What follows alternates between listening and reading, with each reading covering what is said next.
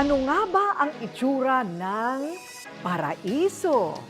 Maraming paglalarawan na ito ay lugar na payapa, maligaya, maganda, puno ng kalikasan, nagsasama ang tao at hayop na pinalilibutan ng tubig at taniman ng mga bulaklak.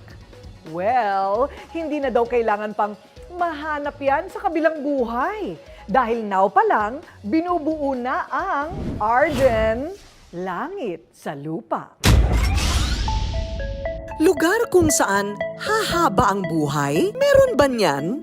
Sa totoo lang, achievement na may tuturing ang pagkakaroon ng long life. Kaya naman daw ma-achieve ito kung tutuusin. Nasa tamang lifestyle lang o paraan ng pamumuhay at lugar kung saan tayo titira, nakabase ang posibilidad ng mahaba-habang buhay. Yun nga lang, iilang bahagi lang ng mundo ang biniyayaan daw ng ganitong klasing mga lugar.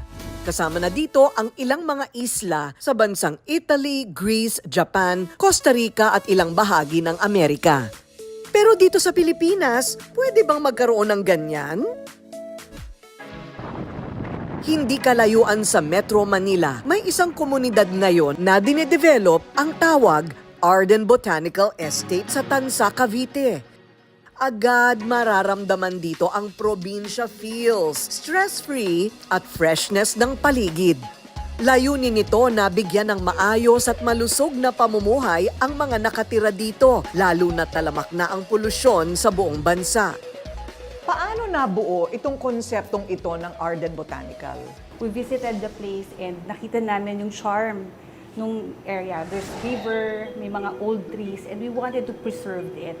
Pinag-aralan ng mga developer ang konsepto ng Blue Zone, isang pananaliksik sa mga lugar sa mundo kung saan marami ang nakatirang mahigit 100 taong gulang ang mga tao. Sinasabing dahil sa sariwa at natural na paligid, tulad ng malinis na hangin, walang chemical sa mga pagkain at lugar na pwedeng mag-exercise, pagkakaroon ng magagandang relasyon at mga aktibidad sa komunidad na may interaksyon sa kapwa at inang kalikasan. Posible talagang tumagal daw ang ating buhay. Kumonsulta pa ang kumpanya sa kilalang landscape architect at environmental planner na si Paulo Alcazaren para lang maisakatuparan ang isang sustainable lifestyle sa Arden Botanical Estate. Pinakamaiging sitwasyon para sa buhay ay yung may balance yung course live-work balance, yung mga gusali against yung open space. So, ang problema natin sa Pilipinas, lahat ng ating mga bayan at lungsod, mostly mga gusali lang, walang open space. Ito yung masasabing evolved way of living? Yun ba ang matatawag natin sa konseptong ito? Yes, create neighborhoods that can sustain the communities in them. Na kailangan may park and open space, kailangan may town center for convenience, kailangan may walkability. Wow! Development stage pa lang. Eto na, life na. Nakaka-relax talaga ang paligid dito sa Arden Botanical Estate. Napapaligiran ng mga bundok, ang daming bulaklak, ang daming mga puno, may lawa, at presko ang hangin. Eto nga, kape-kape habang napapalibutan ng mga bulaklak. Yan ang tinatawag na sustainable lifestyle. At kung mayroon mang paraiso sa lupa, ito na nga siguro yon. Kapag sinabi ko, kailangan, totoo. Walang dagdag, walang bawas, walang kasinungalingan. Galit kasi ako sa manloloko, sa sinungaling at sira sa salita. Ang lakas maka-unprofessional ng walang integridad. Ganon din dapat sa pagpili ng sabon para sa mukha at balat ng sarili nating katawan.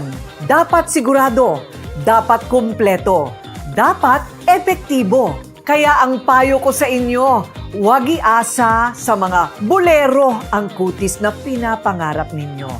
Dito kayo sa may kredibilidad, integridad, proven and tested, Skin Pro.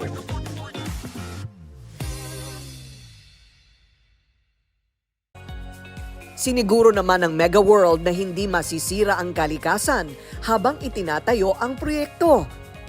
Ang mga natural na ilog at lawa sa lugar ay hindi tinabunan pero ginawang natatanging atraksyon na mapapakinabangan ng mga titira dito.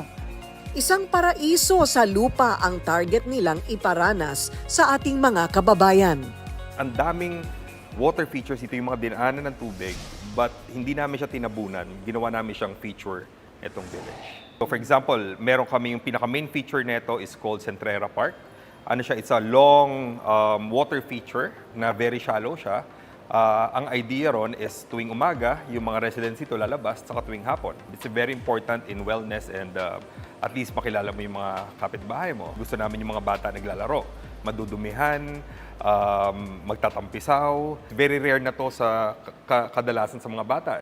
Kasama sa mga project na gagawin sa loob ng Arden Botanical Estate ang mga village gaya ng The Lindgren, Arden Botanical Village at Arden West Park Village. Isang pista sa paningin ang malawak na balak na lavender fields kung saan matatagpuan ng iba't ibang klase ng mga bulaklak. Kahit saan ka tumingin, makulay ang paligid. May mga walkways o lalakaran din na palilibutan ng mga iba't ibang halaman. Siguradong magugustuhan ng mga residente ang maglakad at mag-jogging dito. Mayroon ding area para ilakad ang mga alagang hayop. Ang tawag ay pet park. Ang mga parke ay green na talagang marerefresh at makakapag-relax ang pagod na katawan. Ang clubhouse na nakatayo ngayon, isang matatawag na Scandinavian-inspired green architecture. Halos hindi mo na masasabi kung nasa loob ka o labas ng building dahil blended ang kalikasan sa infrastruktura. All-in-one at kumpleto sa amenities tulad ng mga function room, conference room at iba pa.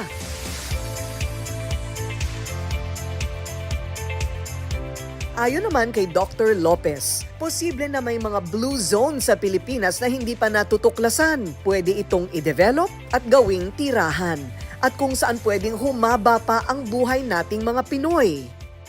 These are communities that their intention is to have more centenarians among their population. So they are trying to make sure that the people's diet and lifestyle and camaraderie or community is being given more importance. Dagdag din ng wellness doctor, huwag kalimutan ng mental health at holistic care sa ating sarili. Kaya may rekomendado din siyang mga tips na dapat ikonsidera. Karamihan sa atin ay hindi na kumakain ng masyado ng gulay. So we end up with deficiencies and it leads to symptoms gaya ng high blood pressure.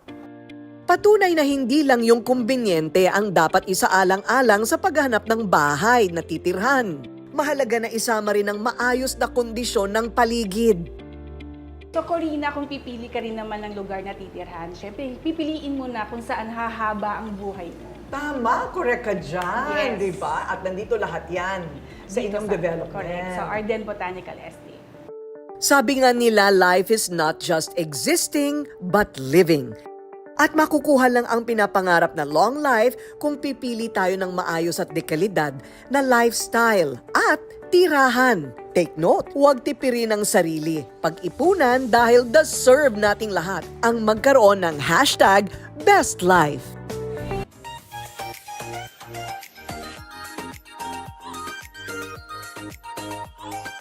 The Pampakit. Itong Pampakit, ang bago nating packaging is meron na siyang bintana. So hindi nyo na kailangan buksan. Naku, yung mga miron, bubuksan, tatanggalin para makita kung nandyan ba talaga sa loob lahat ng 3 products all in one. And you save 95 pesos pag bumili kayo ng kit na. Kasi nabibili naman ito ng tingi-tingi. But if you buy the kit, you save almost 100 pesos. Sayang din yan, di ba? So inside, you have facial wash, and then the toner for pH balance, the micellar toner, and the bestseller 15-gram K-Magic Facial Skin Cream. Yan ang iyong beauty routine. Okay? So, ito ang tinatawag nating Pampakit.